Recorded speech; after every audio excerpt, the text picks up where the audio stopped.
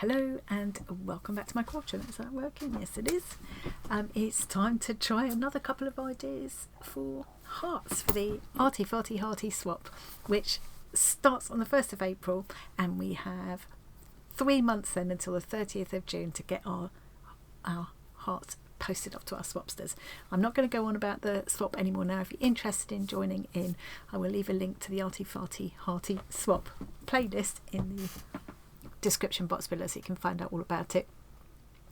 Also, my link tree is always in the description box to my videos now, and from there you can find your way to our Arty Farty Annie group on Facebook and or the Arty Fartists Discord community. Both free to join. You're welcome to join both, and that's where you need to go to connect with swapsters and find out all about it. What I'm going to do today is make another couple of hearts. There's all sorts of ideas I want to try with. I'm getting some slow stitching ones done first, and then I'm going to be moving on to some other things that I want to try, because this time anything goes. These are the ones I've made already. These were the first ones that I did. That one's got an interesting back. So there's a kilt pin. This one's got a brooch on the back. That one's just sort of plain on the back. And this one is a hanger. So it's 3 different little ideas I was playing with there. Then last time I did these ones out of scraps of silk. Oops. And there on the back is just some dress lining I was given in a bundle just recently.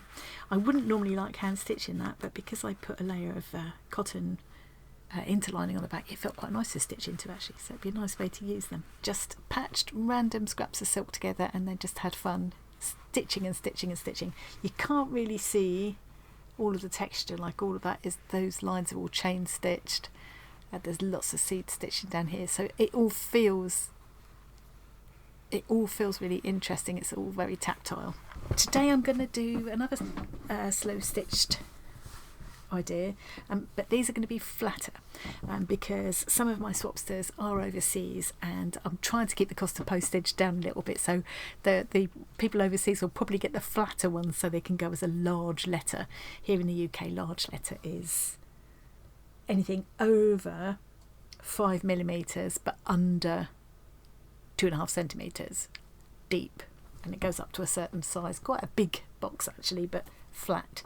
So these they might go in, but that might be a bit dodgy, and I don't want anyone to end up paying postage at the other end. So what I'm going to do this time is use cotton scraps this time, but you could use silk again. With these you could use cotton. That's what I'm using. Use what you've got. And I've done 2 different ways of patching them together. This one I haven't started adding stitching to yet. This one I have. So this one is a bit like when we were doing the scrappy string squares last year.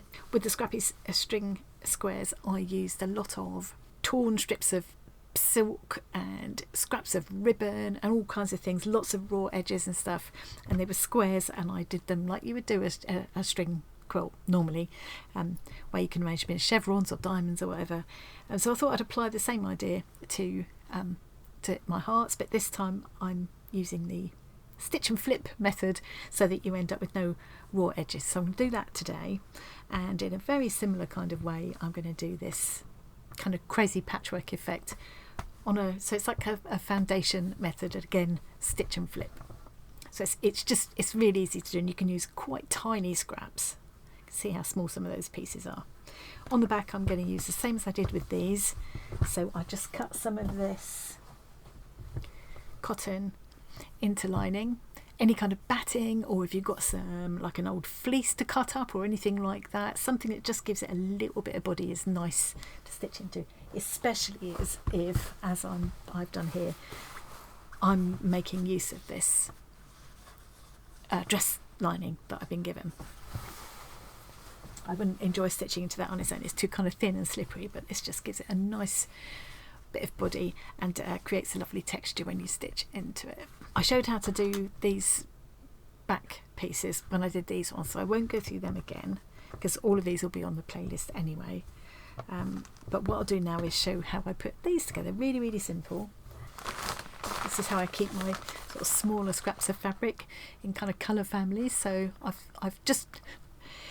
I I had to narrow it down a little bit, so I've just given myself these two kind of colour families to play with, but I've got quite a lot of scope in there, blues and greens in there, and kind of pinks and kind of magenta in there.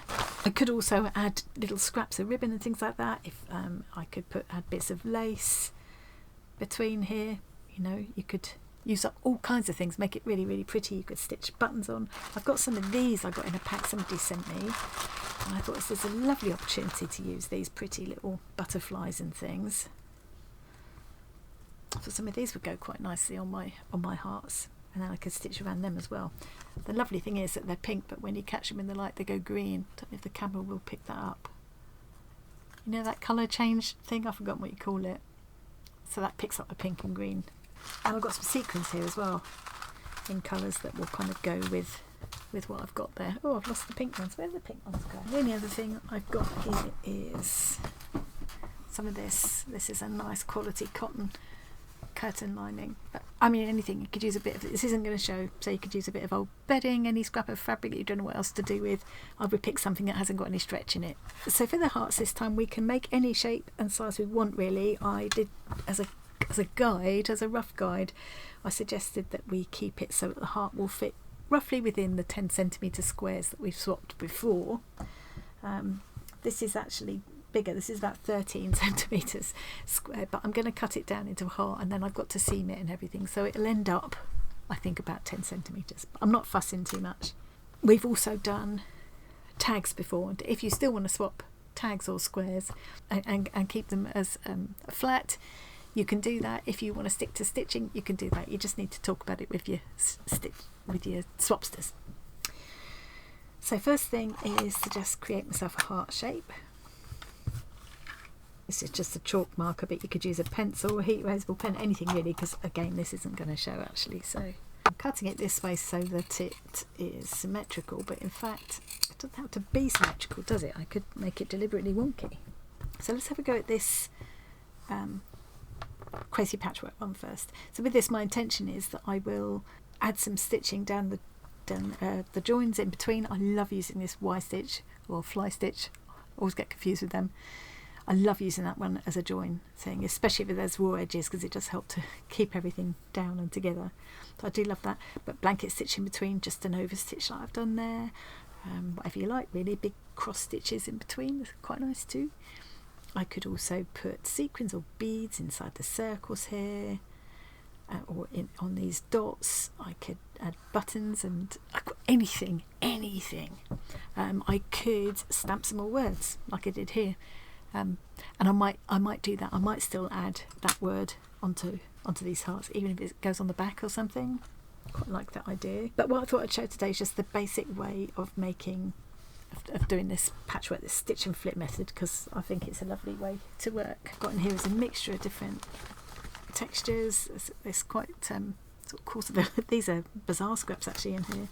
Pieces of silk, cottons and things. There'll be all sorts in here. Bits of linen. Oh, lovely! There's some nice pieces there. And all those different kind of textures are nice, aren't they? So, and then I just want to put a little zip of some kind of green in as well, or blue, just to give it a bit of contrast. For this technique, I like to start seeing people do it with a 4-sided shape, but I tend to get on better if I start with a 5-sided shape, so that's what I'm going to do. I'm just going to chop this a little bit. So here we go. Here's a random 5-sided shape. I could put a little dot of glue on to hold that if I wanted to, but I'm not going to worry. But you can if you like. Take what, I'll just get the pin ready. And then what I'm going to do now is just I'm going to line this up with one of the edges of this shape that I've got here. So one thing I do like to do is to go like this and make sure it's going where I think it's going to go, just to make sure it's covering the bit I want it to cover. And then if I want to use a pin, just pop a pin in there, and now all I'm going to do is a straight stitch along this edge. I'm just going to use white thread because you'll be able to see what I'm doing, but it doesn't matter because it won't show. None of this stitching at this stage is going to show. I'm going to give myself, I don't know, 1/2 centimetre seam allowance. Don't matter too much. Let's zoom in a bit and get rid of my mug. If you're someone who is new to slow stitching or loves the idea of joining in with a swap and hasn't done much sewing before, don't let that bother you. For a start, with this swap you can do some other craft, whatever you like. Crochet a heart, or make one out of clay, or do a mixed media one, or anything you like. But if you want to do a stitched one and you're not sure where to start, the idea of this little series is to give you some really easy ideas to get you started. So now I've done that, that's the stitch. Now I'm going to do the flip part. So stitch and then flip, and I'm just going to press that back. You could do it with an iron, but I'm not going to bother. I'm just finger pressing that down, and that's enough. If there was a lot of bulk here, I'd get rid of that as well. So now I'm going to go along this edge. Get smaller. Now I've got this little piece here. I can choose to line it up that way or that way. I've decided to go this way. And now I'm going to stitch all along there. I'm going to give myself that 1/2 centimetre little seam again, 1/4 inch, whatever, along here. Obviously there's a bit more of that sticking out. Not going to worry about that just yet. And now there's not a lot of bulk there, but if there was, I would just turn this back. I'd make sure I've got my foundation heart folded right back out of the way, because I don't want to cut that, and I could just trim that off. Obviously this time there isn't much, but sometimes there is. Okay, done this one, now I'm going to do this edge. So I've got this bright green piece, I'm going to line it up with that edge.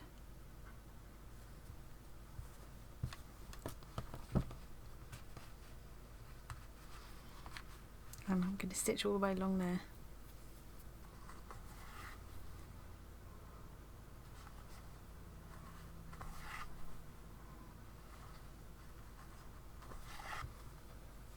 Done the stitch, now do the flip.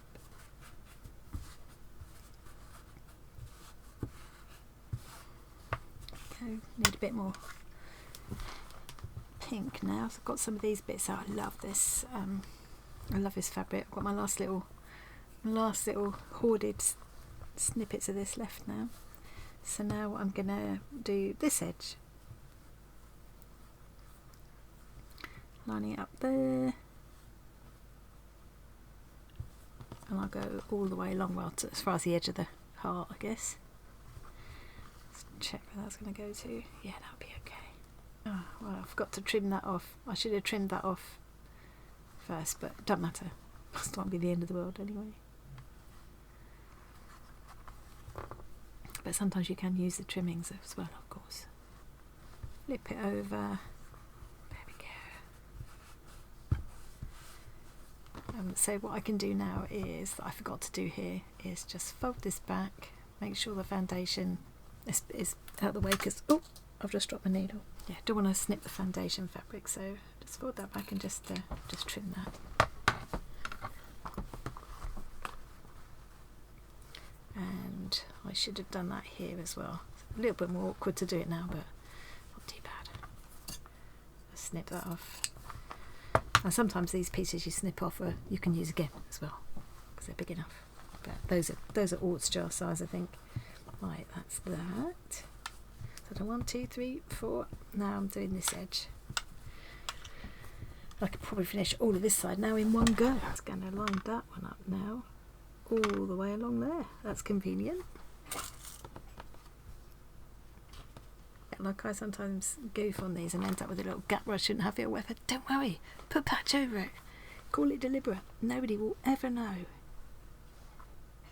One of my ideas for this project was to have a kind of a running theme of mended broken hearts, which is why I ended up with this one looking like that. So this one was overstitched. This one has got the darning, little patch of darning. What was the idea with this one? This is just patched. Different ways of mending, and I quite like the idea of carrying that through to some of the mixed media things. Maybe introducing a little hint of gold, that kintsugi, I don't know if I'm saying that right, but that Japanese method of visible mending of porcelain pieces. So yeah, or sashiko is another sort of visible mending method, isn't it? So yeah, if I find I've goofed here somewhere and I've ended up with a gap where I shouldn't, or I've got a bigger size piece than I want and I want to break it up a bit, I could just put a patch over the top, call it a design feature. It's slow stitching. It's slow stitching. It's very forgiving. There are no rules. You just enjoy the process and keep going until you're happy with the result. And yeah, no stress for that back. So that side of my heart is covered now. I've got some to trim off in a bit. So I've just got this last little bit here. That's going to go on like that. Then when I flip it, it'll go like that. Just checking that that's going to work out okay. Yeah. Right. I'm going to, because I don't want this to kind of get out of place. Run along here just to hold those flappy bits down, and then I'm going to stitch all around the outline of the heart in my tacking thread. It's not really tacking thread, it's sewing thread, but you know. It's really just tacking everything together for now. Such a satisfying way of using these little scraps. And it looks nice, you know, if you're doing squares rather than hearts or tags, you can use exactly the same method.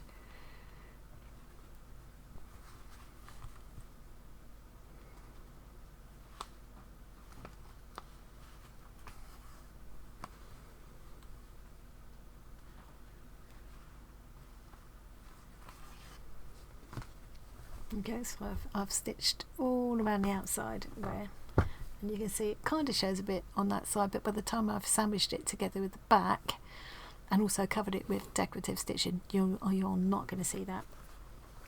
I won't be bothering to take those tacking stitches out.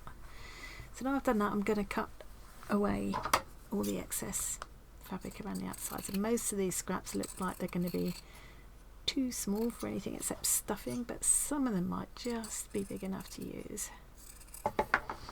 So yeah, these I might still use. These are going in with the orts for stuffing.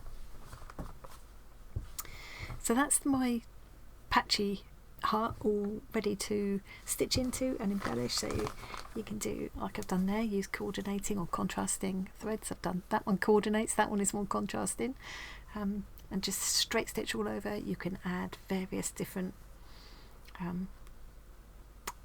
fancier stitches along the edges. Blanket stitch or fly stitch are my favourites. You can obviously also add sequins or buttons or other little embellishments, pieces of lace or ribbon, anything you like. Anything goes. It would be quite nice just to add contrasting patches as well, if you feel like you want a little pop of colour somewhere, if you want to balance up the colours or whatever. And then once I've done all of that stitching, then I would add the back. This one I haven't done my decorative stitching yet. I'll work on these tonight.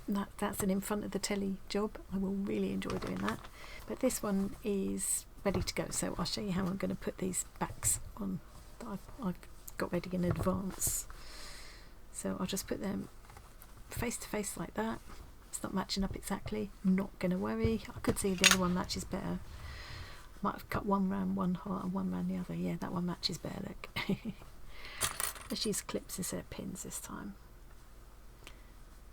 I'm going to leave a gap to turn it through, just, you know, what's that, about 5 centimetres, and I suppose really it should be a back stitch holding these together, but I will probably just do a small running stitch again because I don't feel like it's a seam that's going to take any stress at all, and I will be going around the edge with a blanket stitch as well. So yeah, let's leave the turning gap on the straightest bit I can find. It's probably about there, but I don't want it near, I don't really want it going around the curves, and I don't want it near the points either, so there is going to be the best.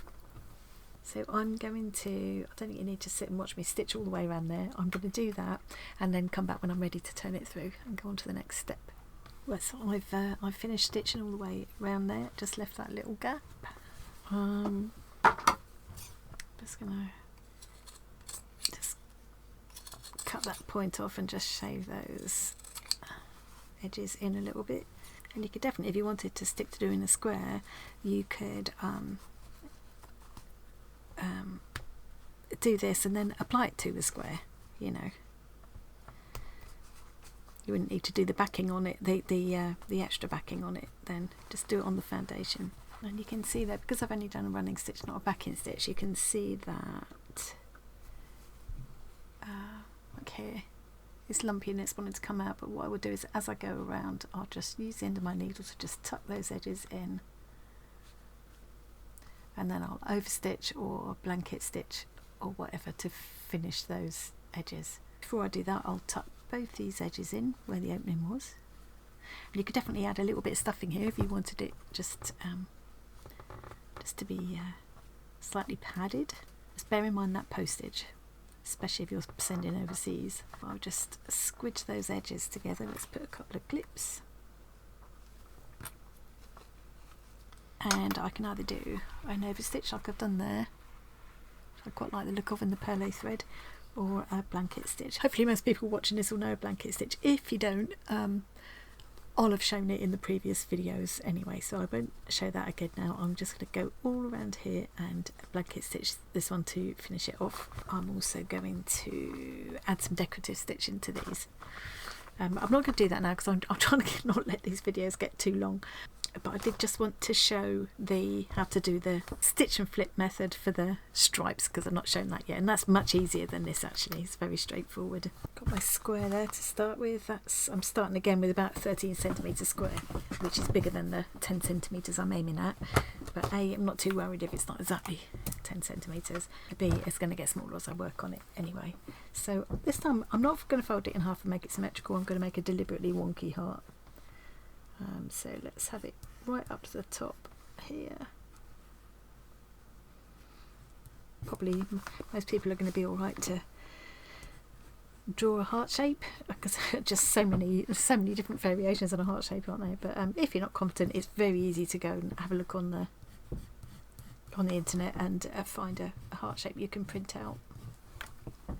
You can probably even find a heart shape in Microsoft Word or something like that you can use.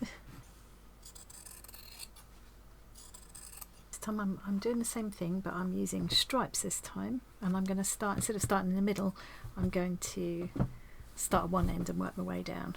I'm just going to hop in on the end, and now I'm looking for a pink piece. It's long enough to cover all the way across, so I'm putting this one down. So the first one always goes, and I should have said that with the other one as well, the first one always goes right sides up. But then you saw that if you that was obvious when I did it, I think. I'm putting it down here, but kind of at an angle, making sure that will cover the whole thing, and now I'm putting them right sides together, and again giving myself roughly ½ centimetre seam.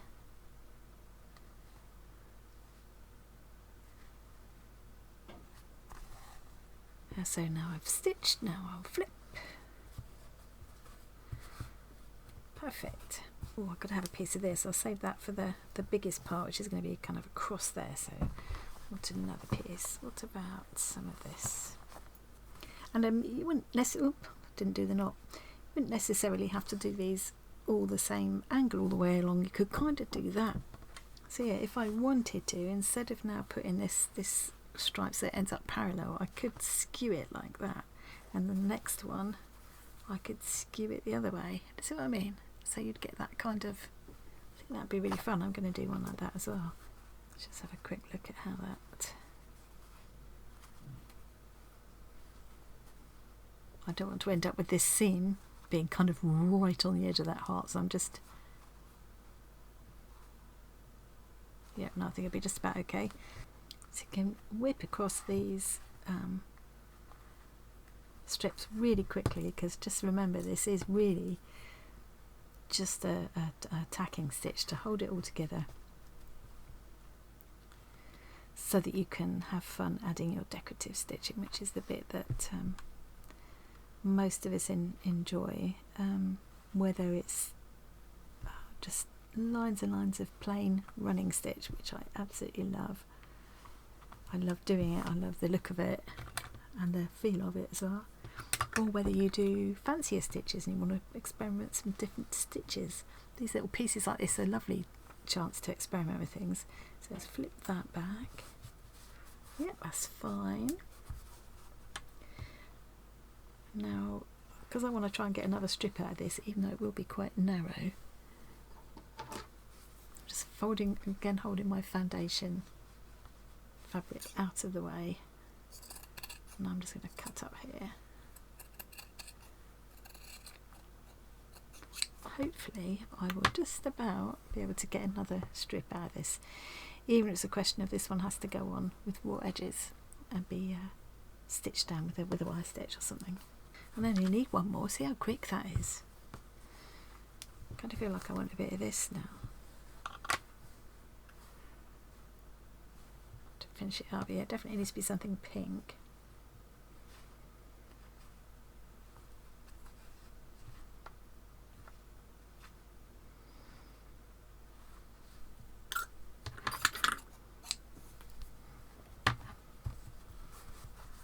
And now I'll do the same as I did with this one. I will turn it over like this so I can see what I'm doing, and do a tacking stitch all the way, quite a small tacking stitch, but you know, like I did before, all the way around this heart. And then I will trim off the excess and I'll be ready to add my decorative stitching. And I will add one of these in just the same way. So what I'll do is, once I've cut the shape of the heart out, then I'll draw round the heart, or I'll place the heart onto some of that batting that I'm using, cut a piece of that and cut a piece of the lining as well, and do it in exactly the same way. Okay, I don't believe it, I've just been wittering away to myself and hadn't actually pressed record. Marvellous. Okay. Oh, I was going to say start again. I can't completely start again because well, okay, let's imagine here I am showing you how I'm just finishing stitching this one up. So what I've done is one that's really simple, one that I spent a little bit more time on, and one that I actually spent quite a long time on and got quite carried away, just to show the difference. So this is kind of how they started off, these hearts. And here's the same kind of similar crazy patchwork background that I created, and this is what I did. So I've done a different kind of stitch or technique in each of the areas, but here and there I've kind of spilled the areas into one another to sort of blend everything together a bit.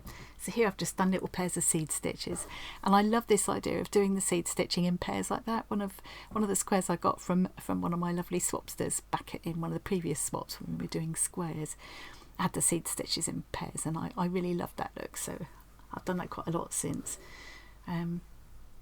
I've edged them all differently as well. So this one's got long and short blanket stitch, this has got chain stitch, here's fly stitch or Y stitch, these are just over stitched here. I've added some sequins in this one and then done some just straight stitches radiating around it, and I've kind of reflected that over to here to balance things out. So I've stitched sequins into the spots in the print obviously, and I started off using the two different shades of the turquoise, but then I also brought in some of the limey green ones to pull in to tie up with the other side, and again tying up the other side I've done some stitches, straight stitches around them, and I've spilled those over into this area as well. This was the spotty print, this one, so where those kind of dark brown spots are, I think they're brown and green, those spots, where the dark brown ones were, I've ended up doing big chunky French knots in the pink, and I've used that same pink to do random seed stitching down here, and then I've done green dots in the other, where the green is on this print. I filled in the spaces with some lazy daisies in the pearl blue and used some of that pearl blue over here as well, and then for the centres I did French knots again in this sort of yellowy orange, and I've used the same colour and the same French knots down here where the dots are on this fabric and scattered them into this area. So it's like they're all sort of, you know, merging together. And then once I put the back on, that piece, I showed you how I did that before. So that's the layer of wadding with the dress lining. Put them, I think I've already shown this, put them face to face, stitch them all around with a straight stitch, turn them through, and then I did this, which is what I was doing as I was chatting away just now to myself. I was just finishing that up. So that was a sort of middling, that one took me a couple of hours to do the decorative stuff, probably. And then, so this is the striped one. This was really simple, but I still love it, you know. But all I've done is some just over stitches here and here. This one, these, and then lots of straight stitches. On this piece it's a contrasting colour, on this piece it's coordinating, this piece it's coordinating. There's a Y stitch here, and nothing at all on this one, but I could stitch into it if I wanted to. I could also add things like some of these daisies would look cute, or pieces of lace or ribbon. I'm going to leave, I will add a little bit to these so that there's just a little bit extra in case my swapsters are watching this. There will be, I've got to add a little bit of a surprise. I might stamp out the love kind of word labels like I used on these ones. And if I do that, what I used was these little they're very cheap little alphabet stamps, the whole alphabet and some punctuation I got for 99p years ago, and they're probably only like £1.50 now. I got them in Hobby Shop or The Range, I think they both sell them. Cheap little things, come in little cardboard boxes, but they're so useful. And the best thing I found was the one Christine suggested, of Create and Craft with Christine, which is this VersaFine. That gave me that lovely deep black. I don't know if it would be washable if it was something that was going to be washed, but obviously these aren't likely to be washed, are they? So yeah, that's the simplest. This took a little bit longer, and the one that was longest of all, I just let myself get completely carried away, was this one. So this is the striped one, so it started off just like this, except I cut a more wonky shaped heart. But you can see I've done a lot more work on it. I didn't have any plan at all. I just sat down and enjoyed myself, took my thread for a walk, stitched into the pattern that was there, added to it. So again, sequins sewn onto where the spots are and spilling over into the next area. I've stitched sequins where there were circular motifs on this print, and then stitched out around them. I've added French knots in there. I wanted to bring in some chain stitch to reflect the chain stitch embroidery that's already on this pink, that was already on this piece. So I brought a line of, I first of all I couched down some really fat pink thread, and then I did a line of chain stitch, sort of shadowing it but going a slightly different path, and joined it up with the butterfly so it looks like a butterfly trail. The butterfly was one of those ones that I showed. I might scatter a few more of them around the place on some of these, because it was really nice to just stitch it down on this, leave the wings free, stitch it down on the centre, and just create these little French knot antennae. I added lots of sequins in here, quite a cluster, all piled up on top of each other, some attached with French knots and some with, these were French knots as well. You do need quite a fat French knot to stop the sequin from pulling away. Yeah, some are French knots, some have got just radiating stitches, some have got both. Even a little bit of straight stitching in there. Lots of seed stitching in here in the background of this one. So you can see I just played until I decided enough was enough. Now for this one I was going to attach it together the same way as I did these. Then I thought, no, I'm going to try putting this one onto a square just to show how you could do this and just turn it into a square if that's what you're doing. So I did pull out this piece of fabric thinking that would set it off quite well, but I was just starting to think, oh, I'm not sure actually. I'm not sure I like this. So I just then stopped to say, right, I'm just going to stop filming a minute and have a rummage for another background fabric. When I looked up and realised I'd never pressed start record. So that brings me back to where I was. So now I'm going to stop and have a rummage and just see if I can find a better. I don't think that sets it off too well. I decided to go for black because I love how Shirley Benson uses lovely bright colours against black. So I'm going to do this, and I think there will be enough left that I can do a bit of bright colour stitching around it. Somebody was asking the other day which needles I use for doing this kind of thing. To be honest, I kind of tend to have a look in my nearest needle book or needle box or pincushion, wherever I've got needles stashed nearby, and pick out the one that looks most likely. So I tend to forget what size they are, what kind they are and everything.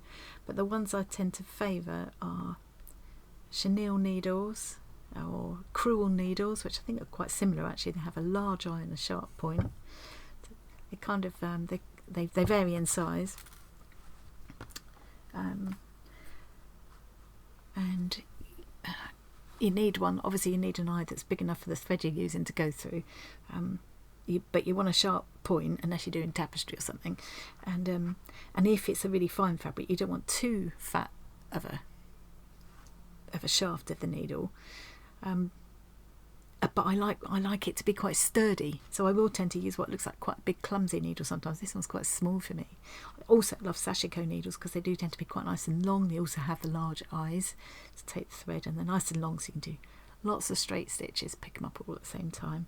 And millioners needles are nice too because the eye of them, I think they're sometimes called straw needles maybe, but the eye of them isn't any fatter than the shaft of the needle, so it doesn't make too big of a hole in the fabric. So it depends on what you're doing, but generally I look for one that's got a large eye and a sharp point, and this is fairly typical of the kind of needle I use, but often it will be bigger than this. But you see it's big enough to comfortably take 2 strands of my stranded cotton, but it's got quite it's quite a sharp point. It goes through the fabric easily. And I did actually manage to get the number 8 perlé thread through it as well, although it's a little bit more of a struggle. But yeah, so that's not really very definite or anything, but that's about as definite as I get. So let's start down here because it's a bit easier. So through a blanket stitch I'm coming up on the edge, and then I'm going a little way down into the fabric and coming up on the edge again. Little way long. I'm going to do a short and long again because I always have a short and long, but let's call that my short one. Now I'm going to do a long leg, so I go a little, there's my first stitch, I'm going to go a little way long, I'm going to go in a bit further from the edge this time and then come back out on the edge again, making sure that this loop of thread is going behind the needle. Needle's coming out on top and through the loop like that, so when you pull it up catches itself. And now I'm going to do another short one again. There's my last one. Now I'm going to go in about here.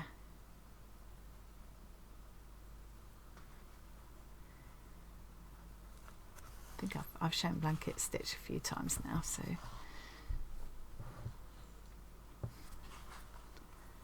if you check out the Arty Farty Hearty playlist, I think when I did the first one I did show the basic stitches. Not the intro video, the first one where I was making the first batch of hearts.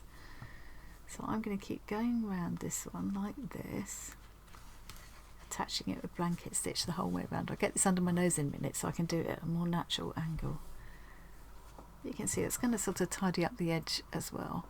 And then I can do lines and lines of brightly coloured stitching around this, probably just straight stitch, but I might perhaps put one line of chain stitch sort of about this distance out and the rest running stitch, just 'cause I do love the look of the bright colour stitches against the dark background. So I'm going to do that. I'll be back in a mo, and then I'm going to finish the rest of these off camera, so there's still a bit of a surprise for my swapsters when they arrive. There we go. This is how I'm getting on. I've blanket stitched all the way around the outside and then decided it needed a bit more definition, so I'm now using all 6 strands of a stranded cotton in this lime green colour, and I'm just adding a chain stitch very close to the edge all the way around.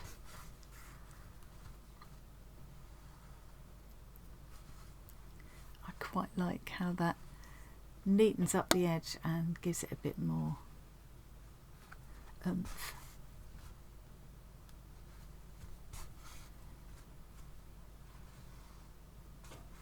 that thread to the back and fasten off, and then I've got these bright colours here. I'm just going to add rows and rows of straight stitching. Got some of the bright pinks and things downstairs. I could dot some of the sequins around here as well if I felt like it. I'll wait and see. I think I'll do a bit this blue now to pick up the blue that's there. I'll go back to 2 strands this time. I could also do a row of fly stitch or something like that, or blanket stitch with the legs pointing outwards. I quite like the look of that too. But just to finish this video off now, I'm just going to do some straight stitching around here. Some extra embellishment, or embroider your name or your swapster's name or the date or whatever. But I'm just come to the end now. I've done a few lines of straight stitching around.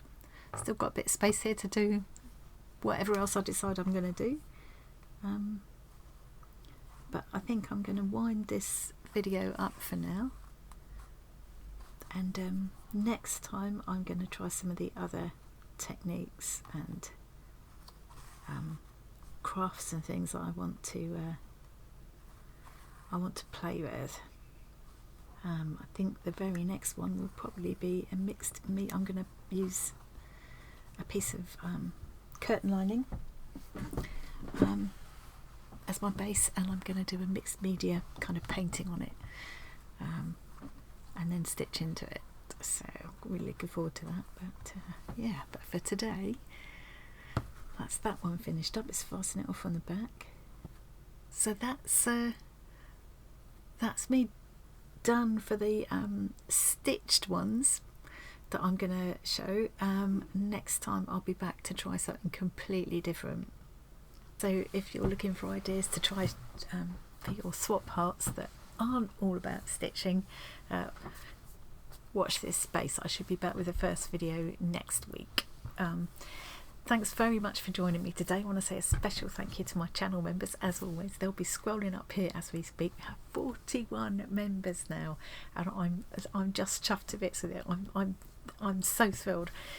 I can't tell you, and Tom as well. We just really appreciate every single one of you. If anybody's interested in joining, there should be a button down here that says join. If you click that, it'll pop up a little window that tells you all about it. And lots of little perks for members, just as a way of saying thank you. And thank you as well to all of you for subscribing. That's still of course free to do, and for all your comments and likes and everything, and for just being part of the community that's grown up around all of these hobbies that we all love so much. It's just an absolute joy, and it would be nothing without all of you guys. We've just gone past 11,000 subscribers now, which is just like, I couldn't have even imagined that a couple of years ago. I would never have even dared to dream that could be possible, so I'm filled to bits. That's quite enough waffle from me today though. I'm going to get this edited now, get it ready to go up tomorrow. Just realise what a state. Look, I've been deep in creativity. So thanks again for joining me today, and I'll see you again really soon.